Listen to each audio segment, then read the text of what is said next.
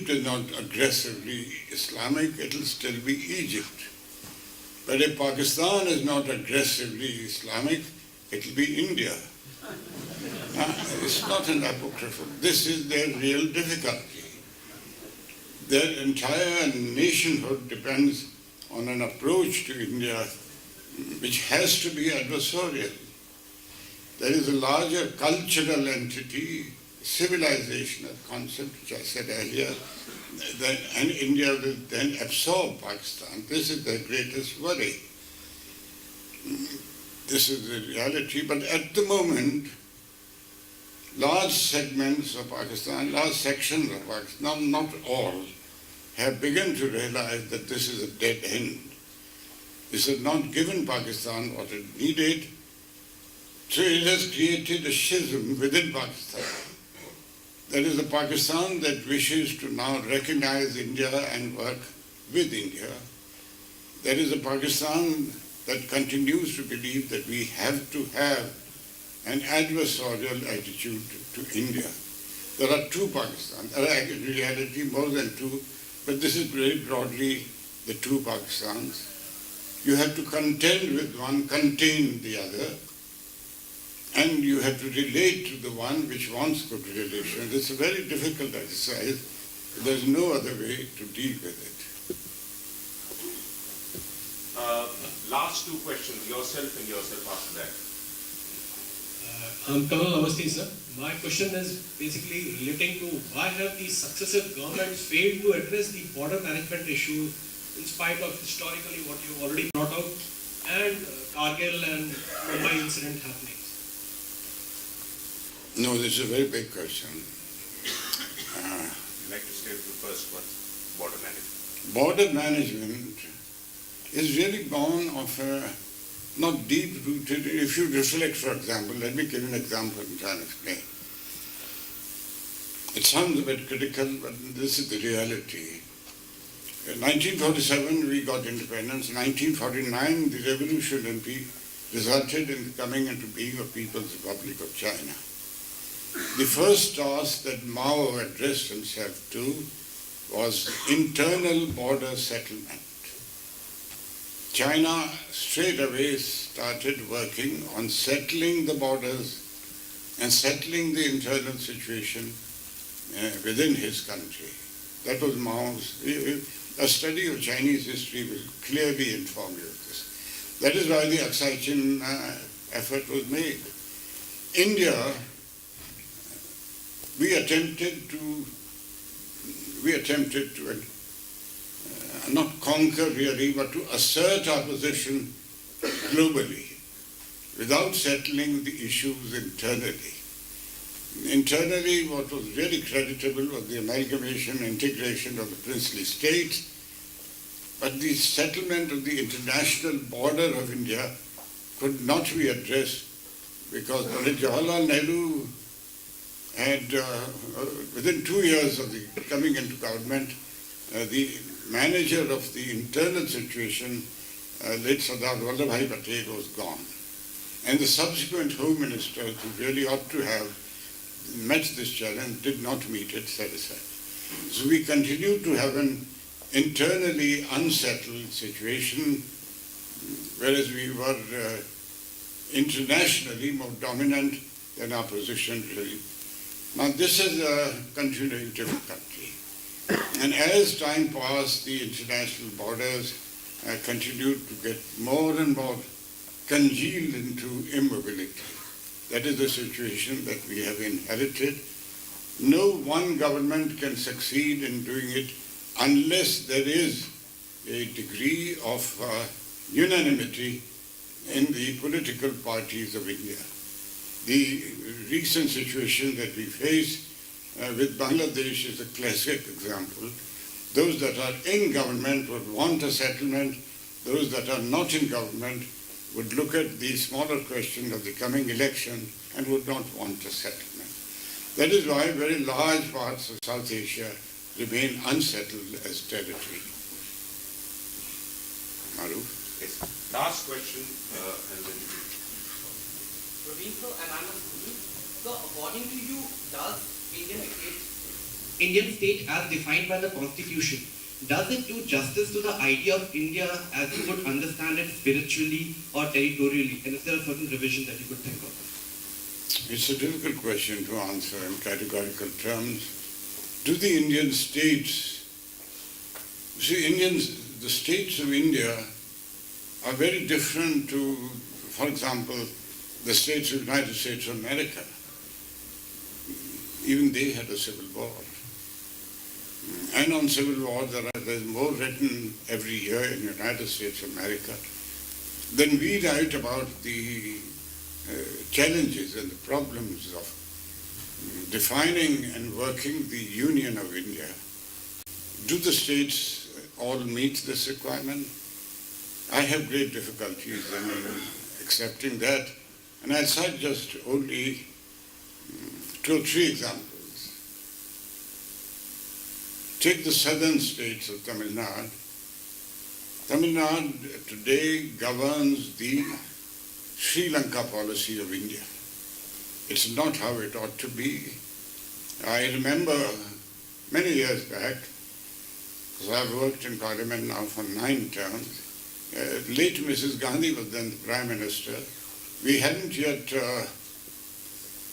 launched the LTTE, but I did ask of late Mrs. Gandhi, she was Prime Minister, that I hope, Madam Gandhi, that India's foreign policy is not being, so far as Sri Lanka is concerned, is not being formulated in the state of Madras, it was then Madras. And she was most irate about it, and of course refused that there is any such thing. But it continues. If there is a policy that is influenced about Bangladesh, it is influenced by Bengal. Policy towards Pakistan gets more influenced by Jammu Kashmir and Punjab than by any other state. Now this is a reality that India has come to face. It's both the factors that have contributed to it, of course, are the centrality of the union government and its authority has diminished. But that has diminished in equal proportion. The states have emerged as determinants of a foreign policy. This is a reality. And unless, I have often said that there is one vital integral to governance of India, and that is the concept of Iqbal. If India and the central government loses Iqbal, then the states will assert themselves. This is the reality of India. It used to be said in 1857, Company Sarkar ka Iqbal mar gaya hai. Earlier, those of you who were inclined to such forays, and earlier we would, even as army men, young officers, hired blocks of shooting blocks in UP and such areas. And in the rest houses, the Khansamas would say, Huzur, aapka Iqbal bulund ho. What is this Iqbal? This Iqbal is untranslatable. It's a combination of moral and all other authority. If the central government loses Iqbal, then the states will assert themselves. This is the reality of India. You cannot refute it.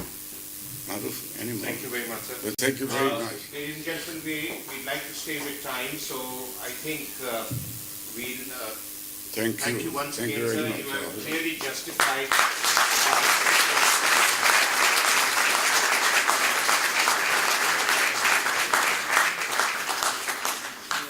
General Sharma will now introduce the Army Chief, General Vikram Singh, for his talk. And ladies and gentlemen, we are grateful to all of you to be here, and we are also grateful that Mr. Sani has joined us, who has been really strongly supporting this initiative from the day he got to know about it. General Sharma, sir, thank you very much. It's a privilege.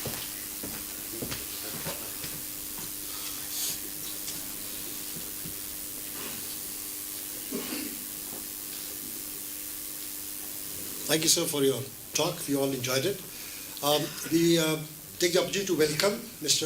Padma Shri Vikramjit Singh Sahni, Chairman of the Sun Foundation and President of the SAC Chamber of Commerce and Industry. He was in Dubai and he rushed straight here to this thing. Thank you, sir, for coming. And he's been a well-wisher of ours right from the beginning. We also welcome Arnab Goswami, who's taken an early morning flight from Mumbai to be with us, and he rushed also straight from the airport to join us and be with us. We thank you for coming and we look forward to hearing from you. Gentlemen, next speaker is a soldier, scholar, a diplomat, all rolled into one.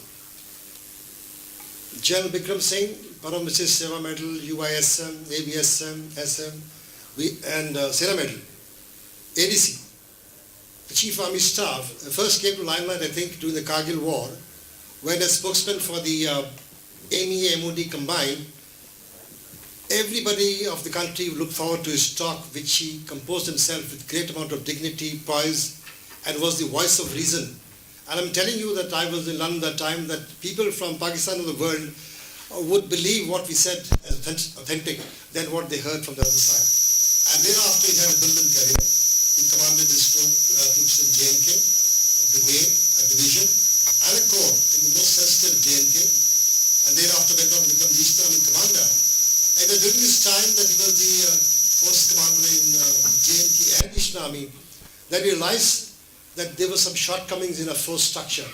And he set into motion right then the need for us to become stronger and create the deterrence capabilities, which has now come to fructify in his tenure. For those of you who don't know, he's a master's, twice master's in India and a master's from US also, besides being on UN missions abroad nearly 3 times. Ladies and gentlemen, I give to you General Bikram Singh, Chief of the Army Staff.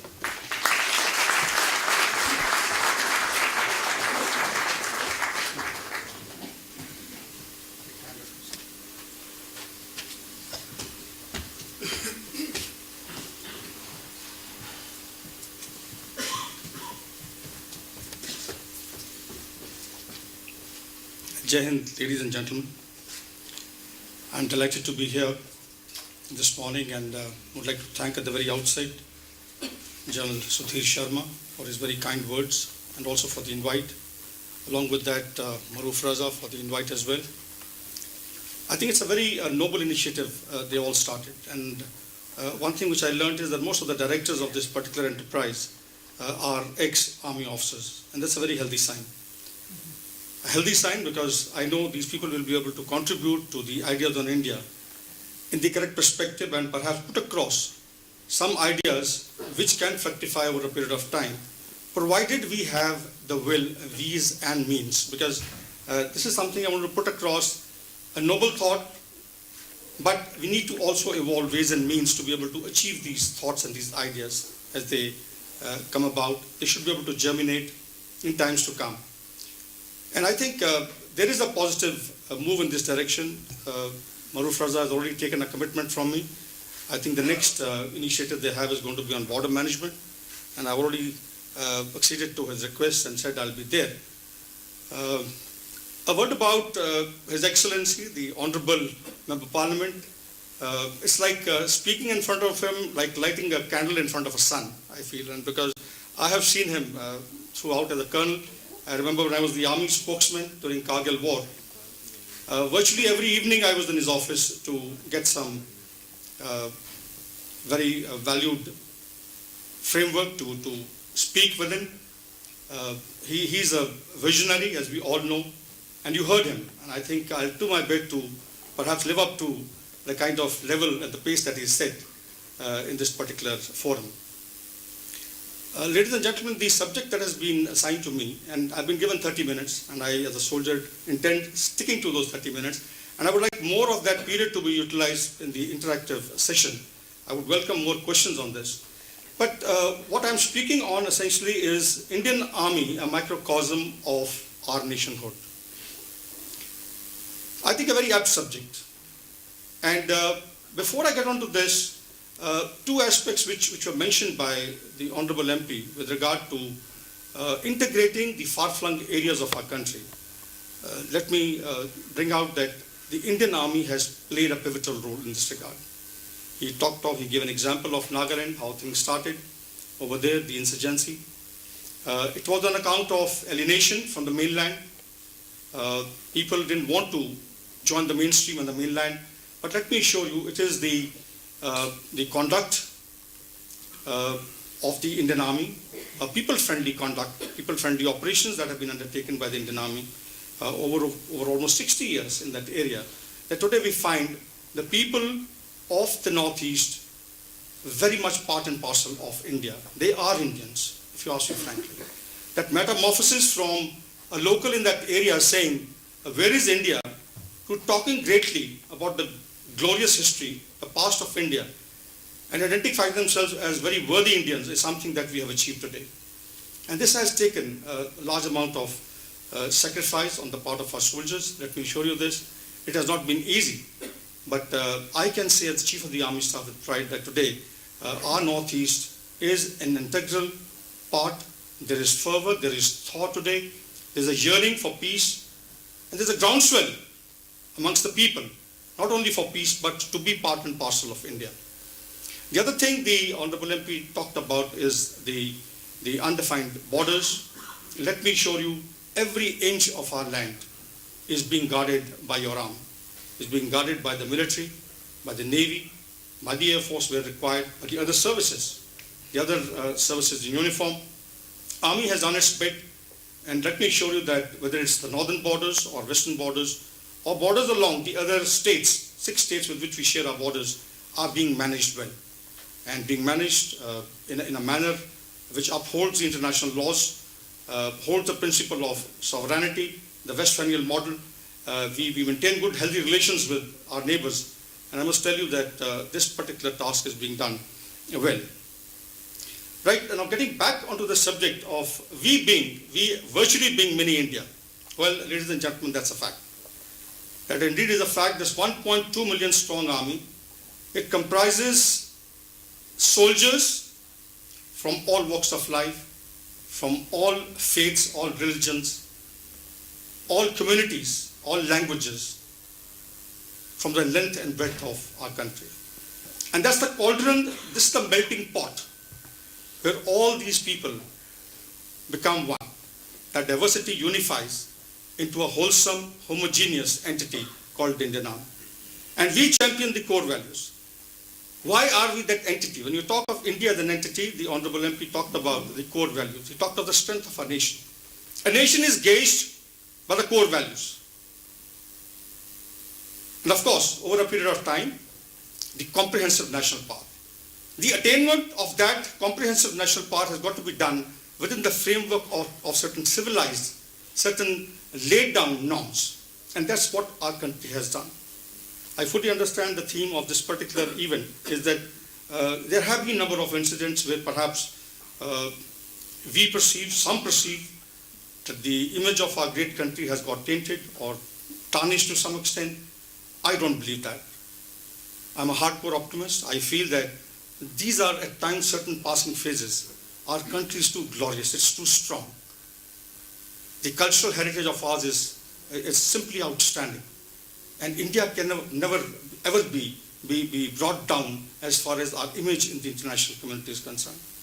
And let me assure you, with this kind of initiative, we have all the reason to be finding our place amongst the community of nations as we go along in the years ahead. Right, when you talk of the Indian Army as a microcosm, as I said earlier, it's on account of the cultural, the societal values that have been inherited and imbibed by this beautiful organization over a period of time. These values which are today a part and parcel of our culture. And the first, of course, is the patriotism. And somewhere in the booklet which was given out, indeed, ladies and gentlemen, that patriotism is a glue that binds us all. And patriotism is something for which every soldier lives. Yesterday I was there with the NCC cadets, and I brought out something about the soldiers, about this great profession of ours, the profession of arms. A profession which demands a lot, has very, very high stakes. The only profession on earth where a soldier is called upon to give his